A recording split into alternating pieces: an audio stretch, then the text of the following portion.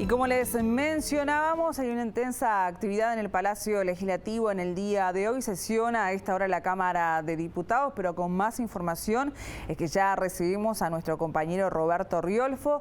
Robert, buenas tardes, bienvenido, ¿cómo estás? Buenas tardes, Rosario, y por supuesto a los televidentes. Estamos en el hemiciclo de Cámara de Diputados justamente debatiendo en este momento el derecho a la libertad de reunión consagrado en el artículo 38 de la Constitución de la República. Un proyecto que en realidad había sido enviado en diciembre con varias prórrogas. La última de las prórrogas vence en el día de mañana y por eso entonces el Ejecutivo envió en forma urgente este nuevo proyecto de ley, pero con alguna modificación, con un aditivo distinto al de diciembre. ¿Cuál es? Que en caso de que la pandemia se complique y el derecho de reunión, que generalmente la policía tiene libertad de poder actuar cuando hay más de 10 personas, en operativos que los hemos estado siguiendo desde diciembre a la fecha, en realidad si se complica la pandemia, esta libertad de expresión que está cercenada por este proyecto de ley, tenía la potestad del presidente de la República de forma discrecional de firmar las prórrogas él sin necesidad de que el proyecto pasara por el Parlamento.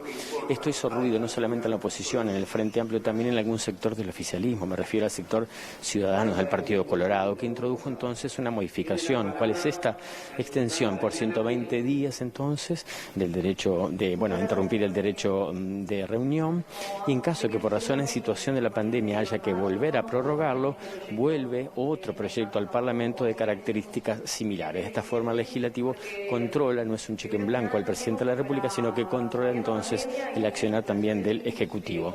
Esto se aprobó esta mañana en el Senado, solo con votos de la coalición de gobierno. Vamos a estar escuchando los que grimían los senadores Carmen Aciaín del Partido Nacional y Alejandro Sánchez del Frente Amplio. Los escuchamos.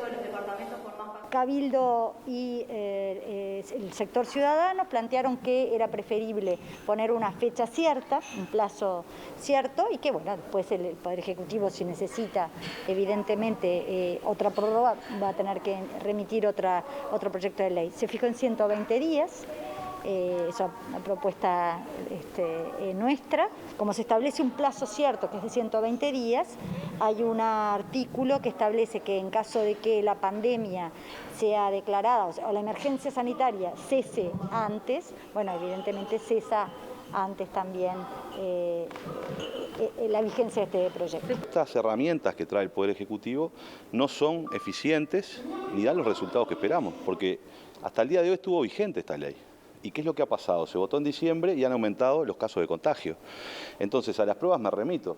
De hecho, esta medida que trae el Poder Ejecutivo no va a dar el resultado esperado. Son otras las medidas que hay que tener para restringir la movilidad. Entre ellas, por ejemplo, que los trabajadores con comorbilidades no vayan a trabajar y vayan al seguro de salud. Entre otras, por ejemplo, cuando los trabajadores y las trabajadoras son contactos de alguien posiblemente que está contagiado con el virus, a partir de ese día vayan al seguro de salud, porque hasta ahora lo que sucede es que si yo soy contacto de contacto, hago cuarentena en mi casa, pero me descuentan una semana del salario. Entonces muchos trabajadores están yendo a trabajar y no saben si están contagiados o no. Entonces las medidas para evitar las aglomeraciones y las medidas para evitar la circulación de gente no pasan por restringir un derecho constitucional. No se hizo, estamos remitiendo un proyecto de ley a un decreto que limita la libertad de los... Cabe destacar, Rosario, que el Departamento de Salud de aquí del Parlamento sugirió a los parlamentarios que las sesiones no fueran tanto en senadores como en diputados, que no duraran más de 2 horas, porque la situación aquí del COVID en el Parlamento está muy complicada. Hay muchos parlamentarios titulares que no están en sala, algunos están cursando el COVID-19 y otros en realidad están en cuarentena a la espera de hisopados, está muy diezmado, o hay muchos suplentes también en sala. Esto no sucedió en el Senado, esta mañana duró, casi 6 horas, con 1 hora, un cuarto intermedio, a raíz de algunas declaraciones de Aciaín, que motivó la reacción del Frente Amplio, pero también porque hubo que sanitizar el Senado en el momento para que continuara la sesión. Acá en diputados todo está mucho más aceitado. El coordinador de la bancada oficialista, Rodrigo Goñi, y el coordinador de la bancada del Frente Amplio de la oposición, Carlos Varela, se pusieron de acuerdo y hablaron cada uno con sus respectivos, con los legisladores, y todo está mucho más aceitado. Por supuesto, cada uno da sus argumentos, pero bueno, se supone que tal vez la sesión no dure mucho más. De todas formas, te diría que empezó a las 16 horas, ya hace un poquito más de 3 horas que estamos en esta sesión aquí en Diputados. Pero bueno, les decía, con mucho respeto, no hay voces muy disonantes y cada uno da sus puntos de vista. Vamos a estar escuchando la palabra del coordinador de bancada oficialista, de Rodrigo Goñi, que defendió los operativos policiales que se realizaron hasta el momento para disuadir a esas manifestaciones y a esas reuniones desde diciembre a la fecha. Lo escuchamos.